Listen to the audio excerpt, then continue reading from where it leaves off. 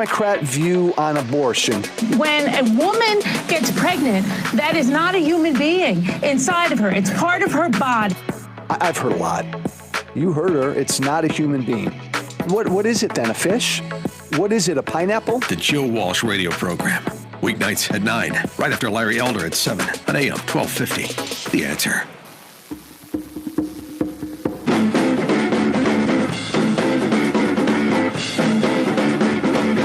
As my dad used to say, cheer down. That's what a lot of people are telling the women on the U.S. soccer team at the World Cup. They beat Thailand 13-0 yesterday, and that was impolite enough. But they also got really excited and celebrated after all 13 goals. And apparently the women on Thailand's team had some hurt feelings. Some people have suggested that the U.S. team should have cut Thailand some slack and, just kicked it around for a while, stopped trying to score after it got out of hand. The problem with that is that goal differential counts for something in the World Cup, from what I'm told, so you can never score too many goals. I know this because I just read it somewhere. I have exactly the same amount of interest in the Women's World Cup as I have in the men's, and that would be 0, okay? I don't care about or like soccer, no matter where in the world it's being played. I don't watch it ever, but this has become a major point of discussion that goes beyond sports.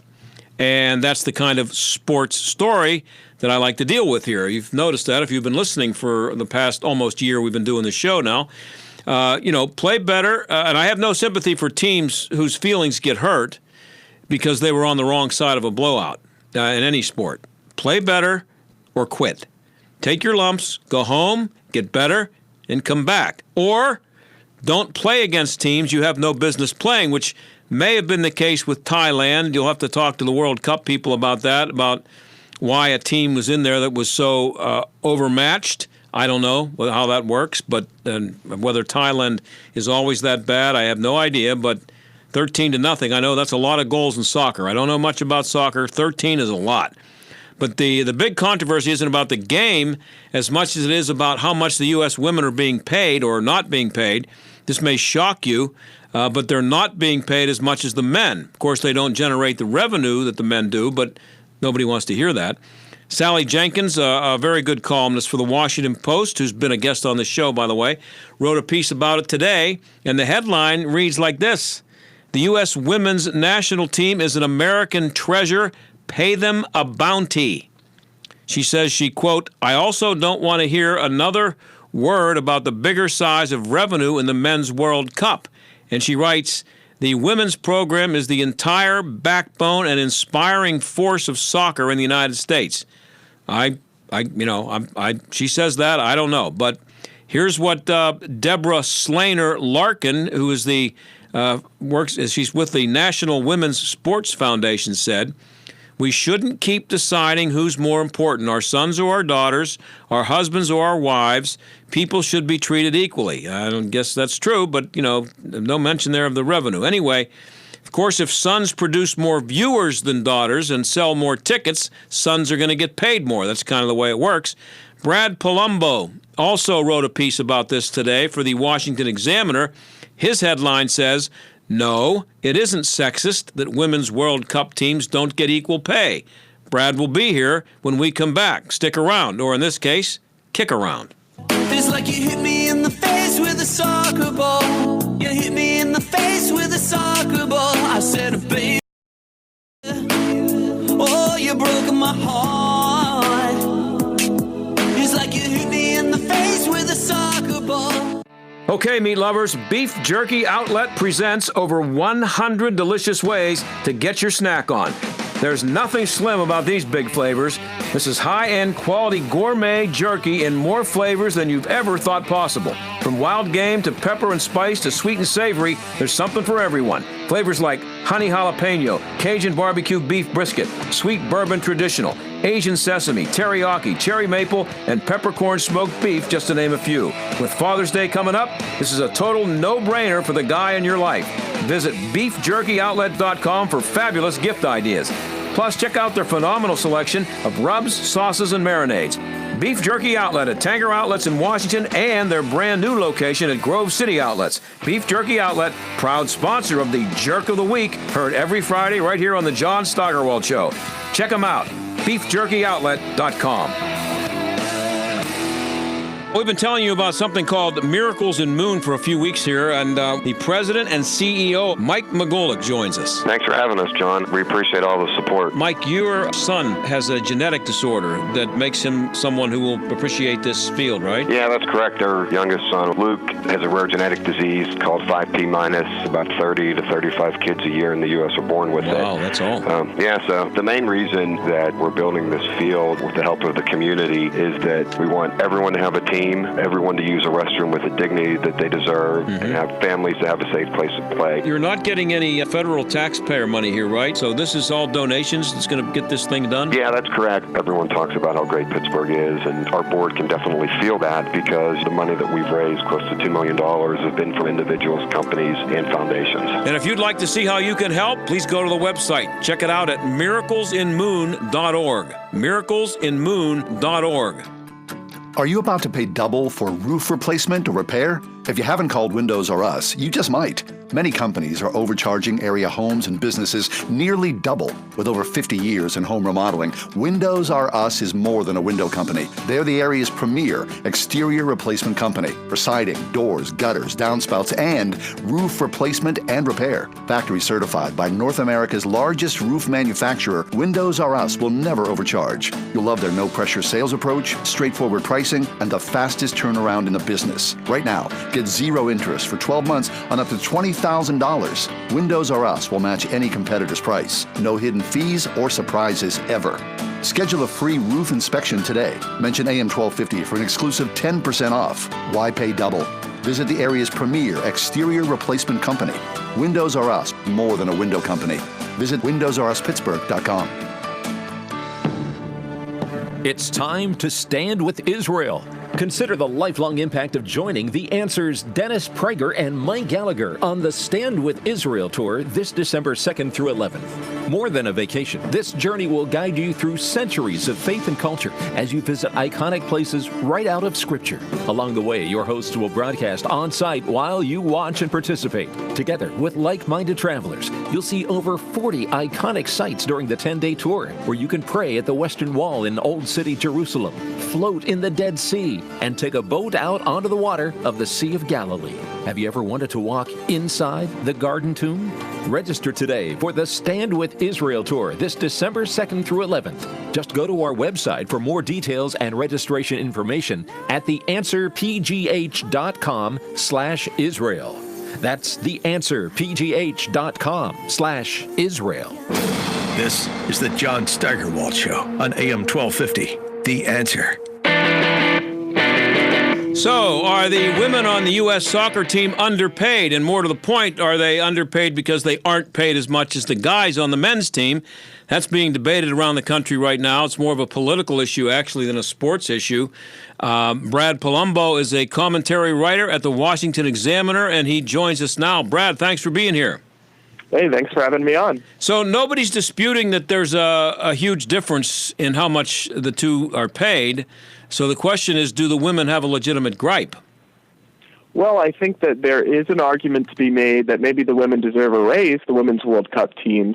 Maybe they are a little bit underpaid right now, but the argument that they should be paid the same as the men, to me, it doesn't make any sense. You see, treating people equally means evaluating everyone on their merits.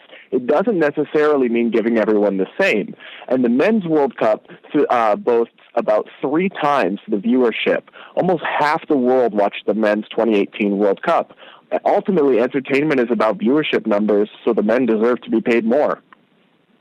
Yeah, and so is this a case of some people not understanding the correlation between revenue produced and money earned or deserved? Well, it's another case where we see kind of the identity politics and feminist element of it essentially overpowers the facts on the ground, right? Because the narrative here is that it's sexist. We've just heard equal pay, equal work over so many times, and you're not allowed to question it, or you just get branded as sexist or not caring or whatever it is that week. And that's the problem, is it pushes people to overlook the facts. The other reason that this is going on is because the argument that the men should be paid more also relies on a very politically incorrect truth, that there are differences between men and women. And in 2019, that is a controversial thing to say. And in reality, we have to acknowledge that the women's U.S. soccer team is amazing for the women's international competition. They're ranked in the top 3, but they got beat by each 5-2. So we have to acknowledge that there's a difference between how men and women play soccer, and pay scales can reflect that difference, and it's not always sexist. Yeah, and so you have that in your piece. It's a 15 and under team that played the U.S. women's team and beat them 5-2. Yeah, it's a academy team from SC Dallas, I believe. So it's an MLS youth team of under 15-year-old boys, so 15, 14. And they scrimmaged. It was just a scrimmage, to be fair. Yeah. But they played the U.S. Women's World Cup team, and they beat them 5-2. That tells you that there are differences between men and women physically that sometimes manifest in soccer outcomes. So to me, that explains why you see some of these pay disparities at the top levels of athletics. Yeah, I know. The same thing could be said about basketball. The UConn basketball team beats everybody. Didn't beat everybody this year, I guess. I don't think they won it. Anyway, I say to people that my JV basketball team would beat them. And I didn't play basketball, but the guys who did when I was in high school a million years ago, when I think of the 5 guys who played on that team, there's just no way that team would beat them. And they were 15, 16 years old. It's just the way it is. I don't know about that specific matchup. Maybe they give you a run for your money, but it is absolutely true that men and women in head-to-head athletic competitions, in some sports, men have a physical advantage. And men's World Cup TV audiences by the billions, don't they? The men's, anyway. Yeah, the men's World Cup, based off the 2018 numbers, had 3.6 billion total viewers. Almost half the world tuned in to watch at least some part of the tournament. Then the final match, it had 1.1 billion people watching. So that brought the tournament sponsor, FIFA, that brought them in $6 billion in revenue. Now, the Women's World Cup is great. I've been watching games. I bet a lot of your listeners have both those same kind of figures. Yeah, and it's not there's nothing that's watched more than men's World Cup soccer, any sport ever. Yeah, internationally, it's definitely number 1. I mean, it blows the Super Bowl away. Yeah, it does. I know. I'm more of a fan of the World Cup than the Super Bowl. So you're a soccer fan? Yep, absolutely. MLS and English League. Okay, so I'm not. I'm so old, and we're talking to Brad Palumbo. He's a commentary writer at the Washington Examiner. I'm so old that when I was a kid, growing up here in Pittsburgh, I did not know one person who played soccer. Not one. When I say not one kid. I also didn't know anybody who played hockey or lacrosse. So those things have that's all changed. And I sure didn't know any girls who played anything. That's all. I mean, I'm talking about the '60s. But so that's the women have been trying to equal what the men get in attention and revenue, and it's just not going to happen until, in some way, women become as good at the sports as the men are, because it's just not going to happen. They're just not as entertaining. They're not as fun to watch. So is it an inability to admit that? Well, it's politically incorrect these days to acknowledge that there are physical differences between men and women, between females and males, that aren't going away, and that will forever mean that at the top level of athletics, in certain ways, men are going to be faster, men are going to be stronger, and in soccer, that manifests itself as at the top U.S. men's soccer teams are, in my opinion, is not going to change anytime soon, that they could blow the women's teams away. And as long as that's true, we can pay the women's teams more, we can watch them, we can support them, but we can't pretend that everything has to be equal and bury our heads in the sand as to the actual facts on the ground. What do you think the reaction would be from the women's team if they lost a match because a transgender woman scored a bunch of goals against them in an international, in one of these games? Well, yeah, that's an interesting question. I don't know that we've seen any test cases of that to date, but it does raise, I think, some serious questions about fairness when you have biological people who were biologically male competing in women's sports. So I think that's something that they will have to handle at some point, and it could present complications. Yeah, it's coming to all sports soon. And it's already here in some, but it's going to be everywhere soon. Well, Sally Jenkins of the Washington Post, I'm sure you're familiar with her. She wrote a column today, and she says she doesn't want to hear about the bigger revenues for men's soccer. She says the women's program. I'm glad you said that you're a soccer fan too, because I know nothing about soccer. So you're a good person to ask this. She says she doesn't want to hear about the bigger revenues for men's soccer. She says the women's program is the entire backbone and inspiring force of soccer in the United States. What do you think about that?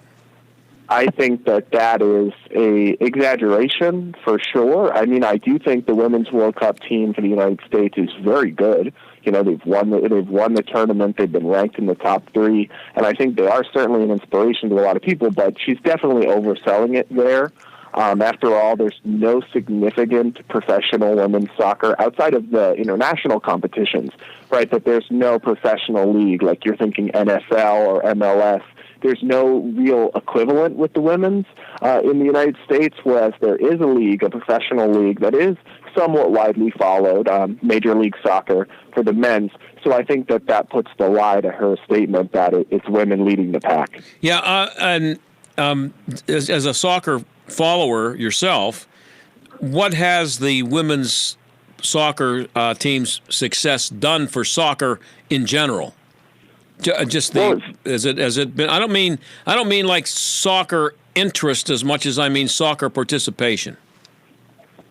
Well, I'd be willing to bet that them winning and being at the top level has helped boost a lot of young girls out there, seeing the women's U.S. team doing it and signing up to play themselves. So that's always a good thing. This entire argument is not about, oh, no one cares about the women's team, we don't like them. We do. It's just that we have to be intellectually honest, and I refuse to bury my head in the sand just because it's politically correct and what the feminists want us to say, and say that everything has to be equal when the facts on the ground just aren't the same. Yeah, she said it's unfair to go by men's World Cup ratings and revenue because she points out the men didn't even qualify for the tournament the last time, and so I guess her argument is that the women are carrying soccer right now because the men failed. I'm talking about internationally, She's absolutely right that the U.S. men's team is not so good. And I think we would all like to see that improve. But where I think that this Washington Post op-ed gets off base is that, yes, maybe it's true the women's obviously make the tournament and the men's did not this last time. But all around, the men's revenue over a 10, 15-year span absolutely outpaces the women's revenue by miles. And viewership in many times does as well. Now, men can make, as you point out in your piece, that they can make money playing in pro leagues here in the United States in between World Cups, but women barely get by. So how they are paid though something, because these women couldn't exist unless they have to be making a living somehow between World Cups. To be able to play in more than one World Cup. You got 4 years in between, right? So how are they getting by?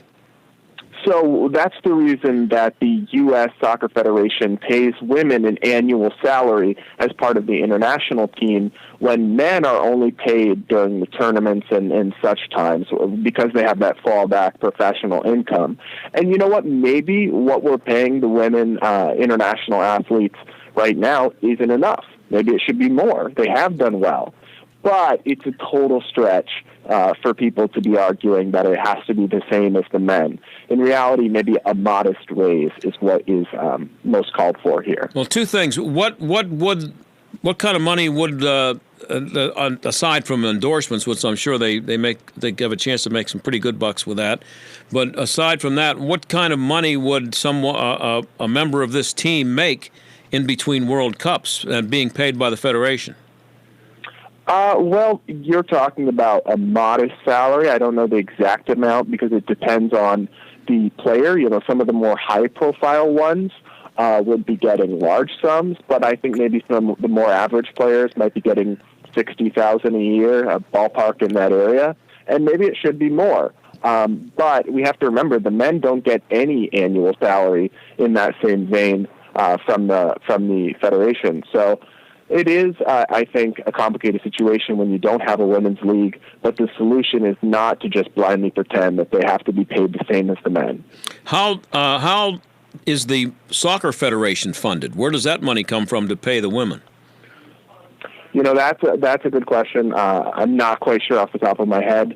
I do know that the Women's World Cup pays cash prizes, as does the Men's World Cup.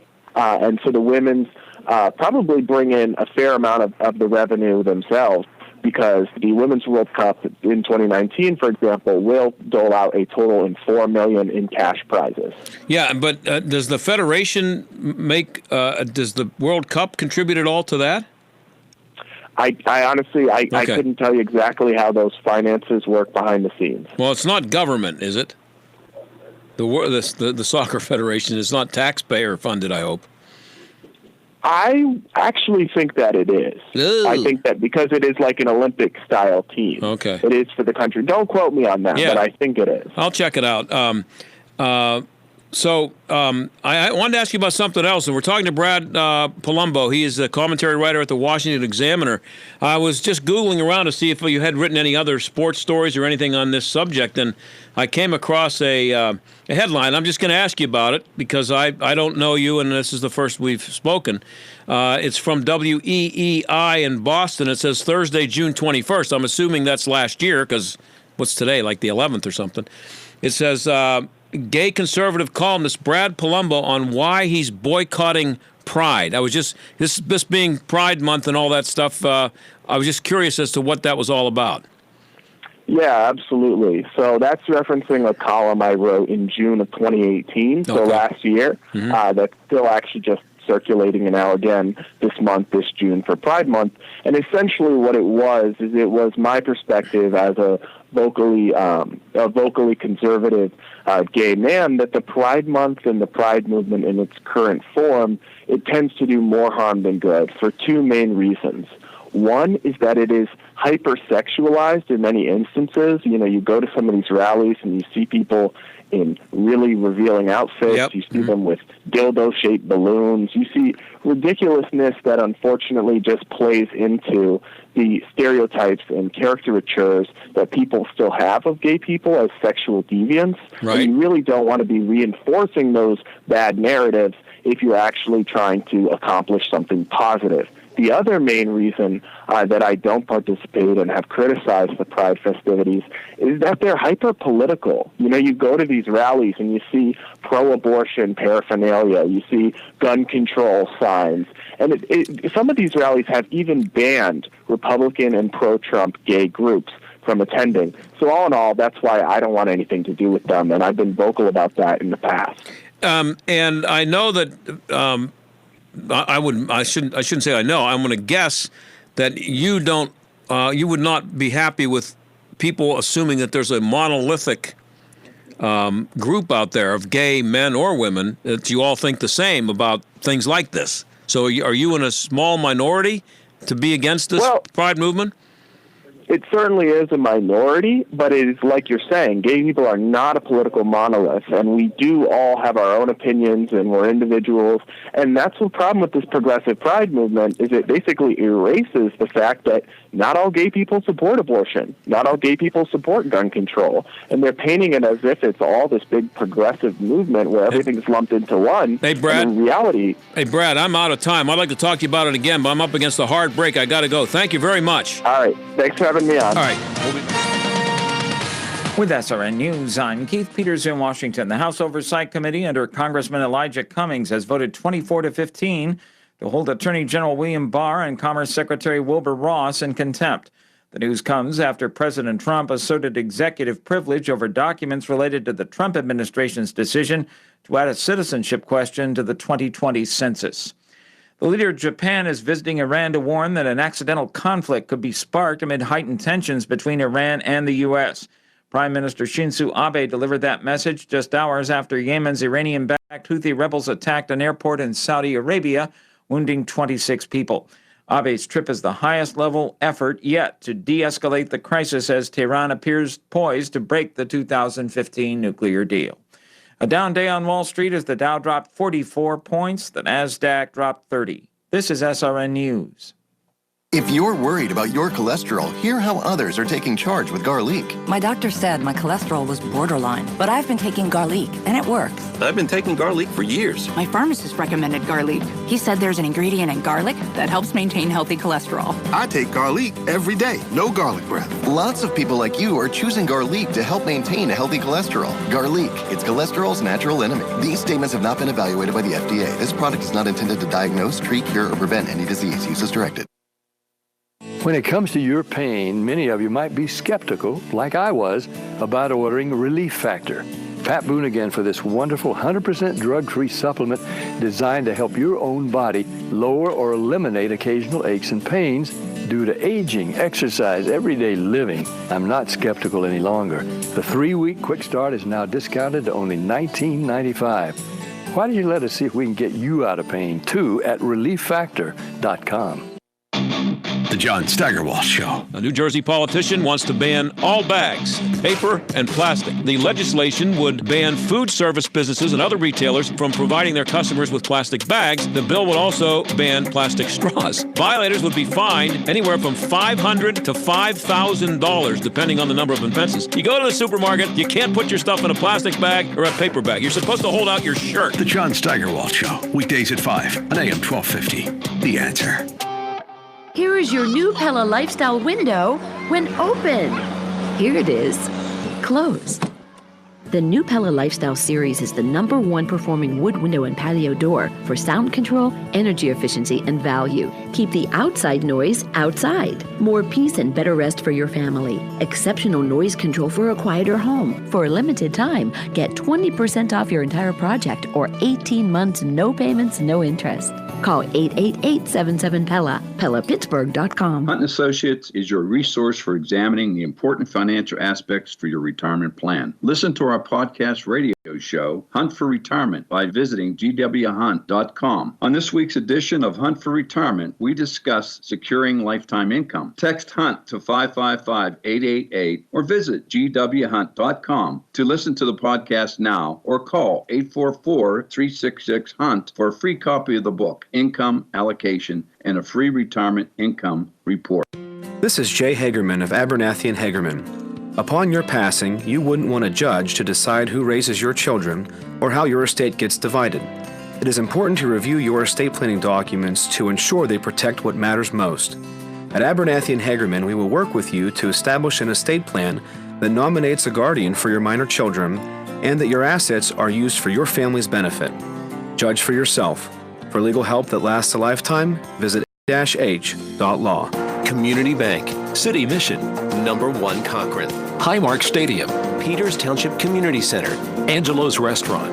What do all these businesses have in common? Nello Construction. Design and build with one company.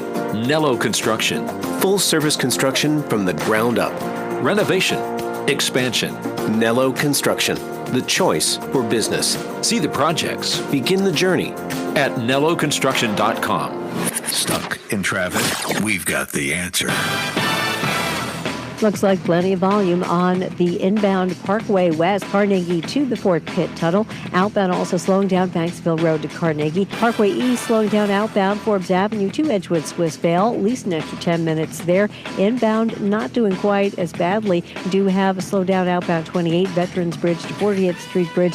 380 in Penn Hill still shut down with a crash between Tilford Road and Twin Oak Drive. That's a look at traffic. I'm Jenny Robinson. AM 1250, The Answer. Weather. The Becoming cloudy tonight with a couple of showers developing after midnight, low 57. Mostly cloudy and cooler tomorrow with a few showers and even a thunderstorm. Any thunderstorm could even produce some small hail. High tomorrow 67. A leftover shower early tomorrow night, lows near 50. Then Friday mostly sunny with a refreshing breeze, highs near 70. With your AccuWeather forecast, I'm meteorologist Danielle Niddle. The John Steigerwald Show, AM 1250, The Answer. Well, Bernie Sanders is not going to be president, but that doesn't mean he won't have a lot of influence on who runs against Donald Trump in 2020. Bernie can't open his mouth without whining about income inequality as if it ever was equal. And a big part of his argument is for a $15 minimum wage. You can be sure whoever gets the nomination will be singing that song, but it's a dumb idea that never works. And Doug Holtz-Eakin is a former director of the Congressional Budget Office, John McCain's former economic advisor, and a former economics professor. He's also president of the American Action Forum, and he joins us now. Doug, thanks for being here. My pleasure. So I think the Democratic candidates for president, all 37 of them, seem to be unanimous on the minimum wage, and the magic number seems to be $15 an hour. Is this a popular idea because people genuinely think it'll work, or do you think it's because it's probably the easiest policy to demagogue, or maybe a little bit of both? I think it's a little bit of both. It's been popular for quite some time. The Fight for 15 is a nationwide effort that we've seen over the past at least 5 years. And in a number of states, there have been ballot initiatives with this on the ballot, and they pass. So whatever economists might think about this, the public likes it. Yeah, I heard one of the candidates just the other day say that the people want a $15 minimum wage. It might have been Bernie Sanders, and he was basing that on a poll or something. I said, well, why don't you ask them if they'd like $50 minimum wage? And of course they want it. Yes, absolutely. And it's great to have a $15 minimum wage if you have a job. And that's always been the kicker. Will the same people have jobs if you have a $15 minimum wage? And all of the evidence in the research literature is no. You're going to hurt the capacity of some people to hire. But, you know, if you are opposed to it, you are portrayed by the people who are pushing it as not caring about people having a living wage. Yes, but I think that's not quite fair. Think about what happens when you have a minimum wage and you raise it to $15. There will be somebody out there, probably somebody who doesn't have a lot of skills, maybe not a lot of education or experience, and they won't get hired. So we will have taken that money from someone who probably really needs a job. They're inexperienced, unskilled, poorly educated, and given that money to someone who has a job. Does that make sense? No. At the American Action Forum, you've determined that the increases in 2018, it says here, will end up costing 261,000 jobs. That's just the increases, I guess, across different states. How did they come up with that number? There's a large research literature of economists looking at states, municipalities, nations who've raised their minimum wage, and you look primarily at the hiring decision. You don't really lay a bunch of people off when the minimum wage goes up. You find a way to hold on to your workers, but you don't hire any new ones. And so on average, you can sort of figure out for every percentage increase in minimum wage what the reduction in hiring will be. The statistical average is what we used for that. To put that in perspective, that's about 2 months' worth of hiring at rates that we're likely to see in 2019. So it's good to have an economy that's generating a lot of jobs and making a minimum wage hike largely unnecessary. Wages are going up anyway. But do you really want to give away 2 months? That's the question. Yeah, and then it's, I think, the minimum wage laws that have already been passed and the ones that are being phased in, you've determined they're going to cost 1.7 million jobs. That's a lot of jobs. That's a lot of jobs. And that's because many of those were put in place when the economy wasn't nearly as strong as it is right now. You know, it's growing much more rapidly than it was even in 2016. Many of them were put in place in places like Seattle and Washington, D.C., and other large municipal areas where what will happen is businesses will just move outside the city borders and do the hiring there. And so you get much more dramatic effects at those local levels. I think that happened in Seattle. I just saw a story the other day that somebody did a study just on Seattle, and the minimum wage increase just killed them. There's been one of the interesting things about the Seattle experience is they actually passed the law, and they also funded the University of Washington, which is in Seattle, to study what happened. And the bad news is when they did study it, they concluded that it did hurt employment. And for those people who were actually in Seattle, they didn't make as much money with the minimum wage increase because they cut back their hours. So you've got less jobs, and for the people having jobs, you got less in the way of income. And you know what annoys me is that the people who are pushing this, and I'm talking about the politicians, the ones who are out front, and in this case, because of where we are in politics, it's the Democratic candidates. I don't think Bernie Sanders has ever run a popsicle stand, and I don't know that he could. It's a fair criticism. That's true across the board in politics, making promises that you don't really understand the significance of. To me, it's not an interesting question to say, would you like to be paid more?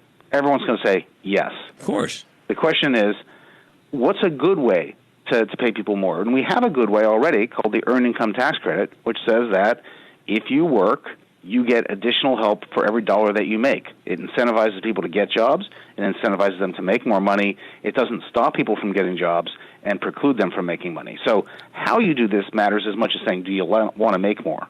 Yeah, and in the case of Bernie, he tweets about Walmart or McDonald's about once a day, and he always will point out how much the CEOs are making compared to the average worker. He'll say, you can afford to pay your workers more. It's, and then just absolutely trashing whoever the CEO happens to be for allowing people to work for what he calls starvation wages while he's making $22 million a year. Is he really that dumb, or is he just that much of a demagogue? Again, is it a little bit of both? I think in politics, things that work are things like fear and anger, and that's designed to make people angry. It's detached from the economics of the argument. The economics of the argument are where the jobs are, and that's in small businesses across the United States.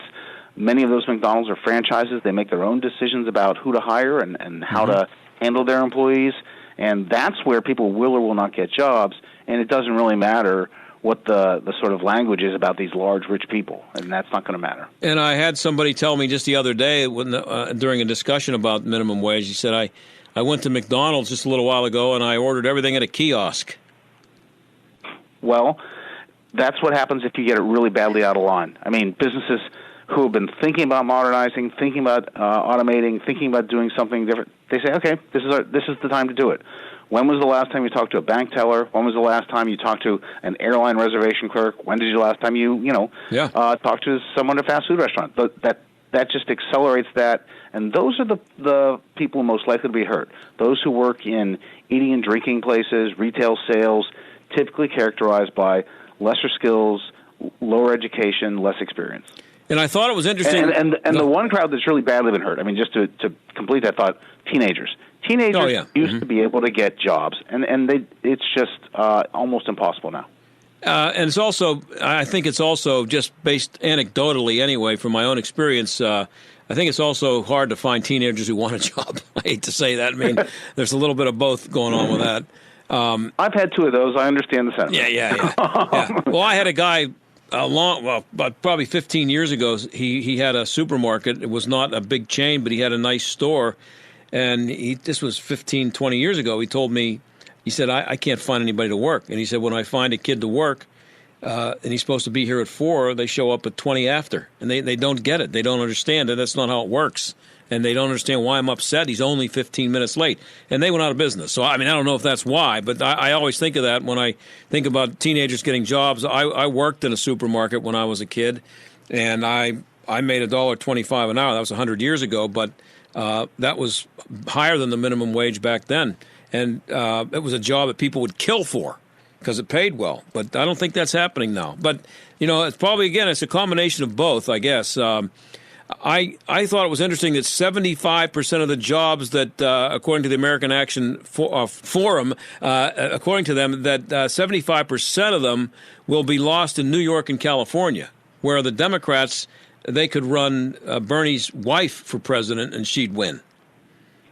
Yeah, and, it's a combination of extremely high minimum wages, large populations of folks with lesser skills and lesser educations, and the capacity of people to move. So those states will give away those jobs. And to go back to your point, there's a harder to quantify, more serious impact on people's careers, which is if you don't learn those lessons as a teenager, show up, be on time, finish the job, go home.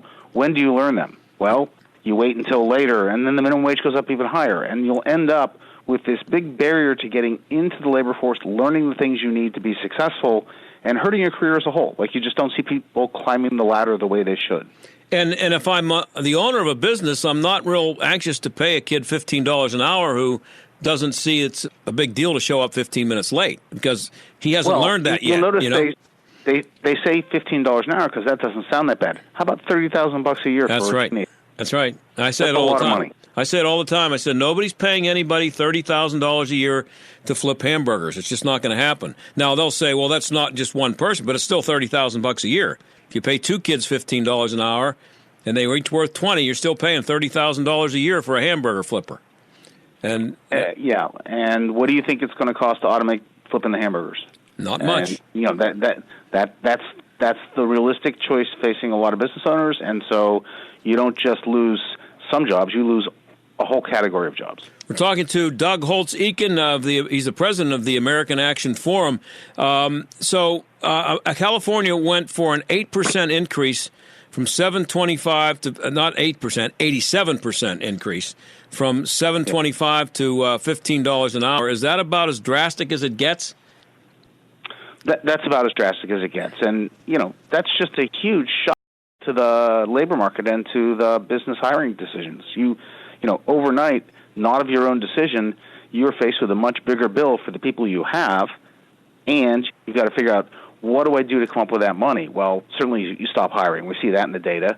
You see pressure on prices, right? You're going to have to say, well, I hate to do this, but going to have to raise prices for my stuff. Probably can't get away with that entirely. That means you start skimping on the other things you need to put into your business. You don't have a choice about your taxes, so that's out, but you got to pay your rent. Maybe you don't actually, buy new equipment. You pass up a cycle. Now you're not as good a business. Chances of failure, much larger. Those jobs are gone entirely if you fail. The dynamics are very important, and people miss that when they just look at the snapshot that says that's a well-deserving person who we should pay $15 an hour. Yeah, and 87% from $7.25 to $15, you just doubled your labor costs. Not yours, somebody else's if you pass the law. What does Bernie Sanders care? You can do a lot of things, but you won't double labor productivity overnight, so how are you going to manage that? That's a big, big economic hit. And the projection that California will lose 1.2 million jobs by 2025. Is that directly as a result of the minimum wage increase? That's projections according to the American Action Forum. That's using the historical evidence on what happens when you raise the minimum wage and applying it to the California business environment. How many workers do they have?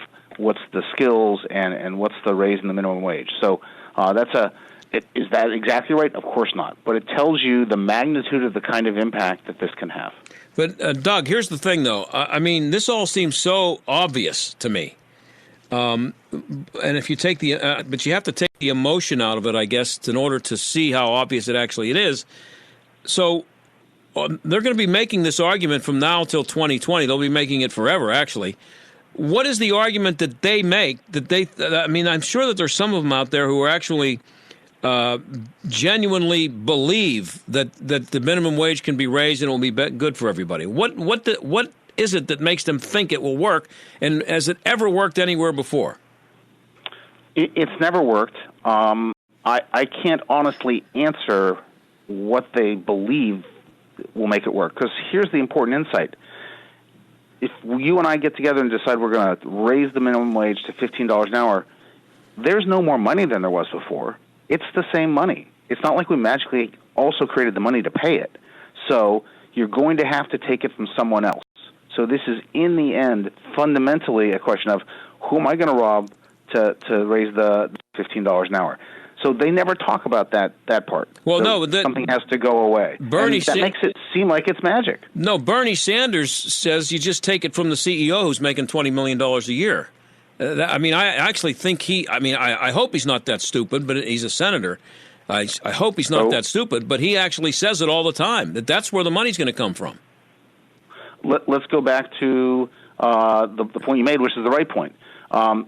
That's emotion. That's I am going to be able to get even with that CEO, and I'm going to give it to this deserving individual. And you and I would agree that's probably a great person. Like, we'd love for them to make more money. Sure. But it's not in the numbers. We only have one CEO per company, and we might have thousands of entry-level workers. And the arithmetic just doesn't add up.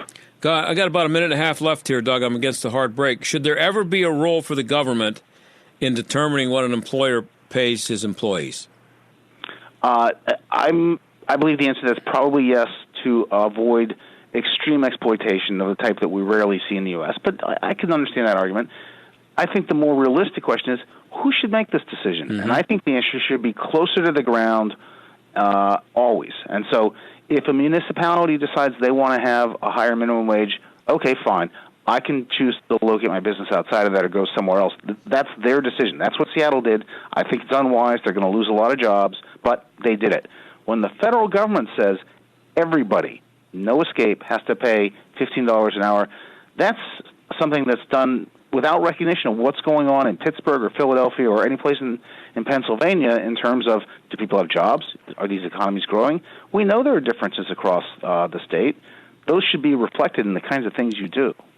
I got about 30 seconds now. I just wonder if kids are being taught in school that the minimum wage being raised is a good idea, because I have a feeling they are. These teenagers. It is a good idea until you start figuring out where the money comes from. Yeah. And then it turns into a not very good idea. Hey, Doug, I'm out of time. I really appreciate you being here. Thanks a lot. Thank you. Okay, we'll be right back. Take this job and shove it. I ain't working here no more.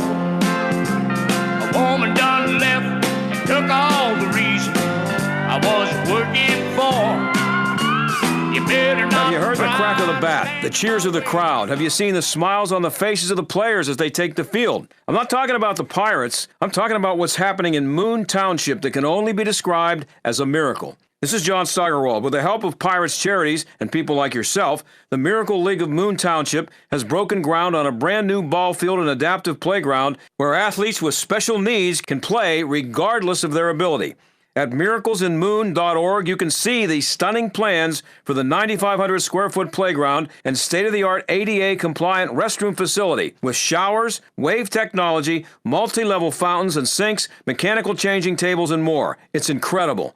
Our goal? To raise the remaining funds they need to bring it home by first pitch this September. Check it out at miraclesinmoon.org/donate and make your tax-deductible gift today. That's miraclesinmoon.org/donate. This message paid for by Robinson Town Center, a Zamias Properties entity. Share, like, comment, tweet. Are these foreign terms to your business? They may not be to your competition and the reason you're losing sales. Social media marketing is on the verge of dominating commerce. The right social media strategy can help you slay the competition and gain new customers. We're Salem Surround. We take the mystery of digital marketing off your shoulders, letting you run your business while we deliver customers. Your competition is already social. Catch them and surpass them.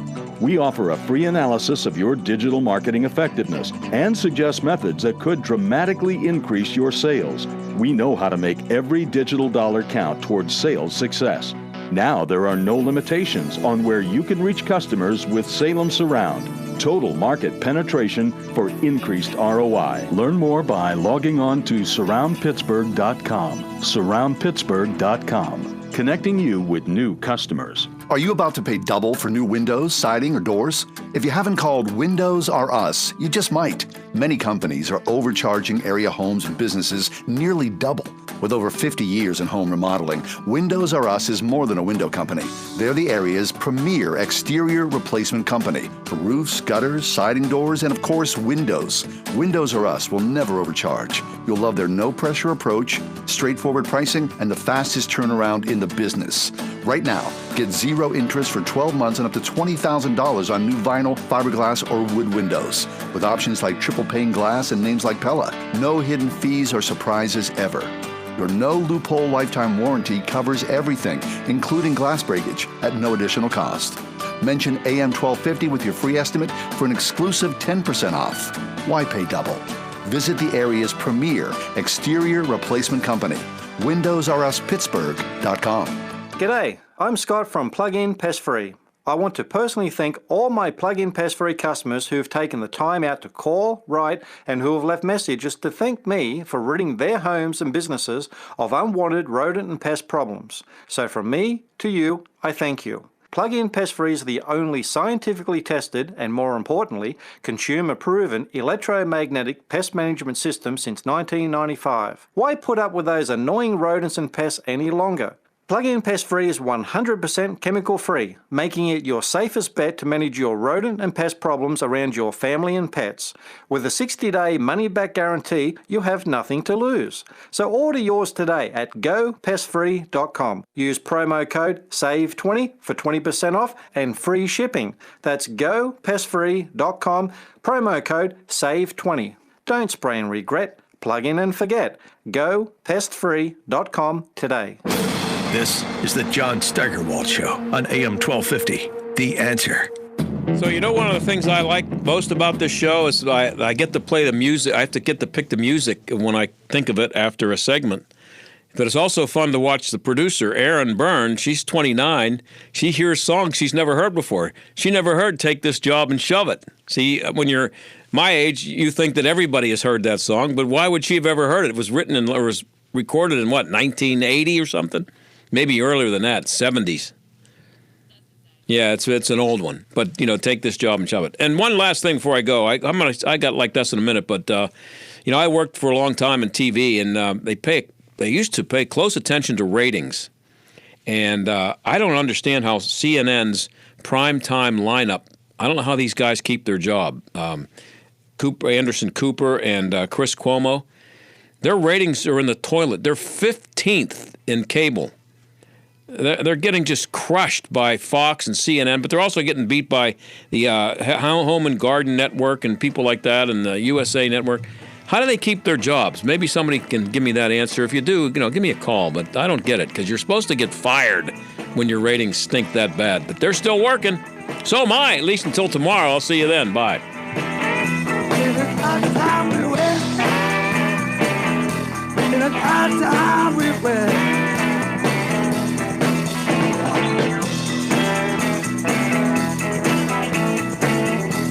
The John Steigerwald Show is a production of AM 1250, The Answer, and Salem Media Group. Community Bank, City Mission, #1 Cochrane, Highmark Stadium, Peters Town.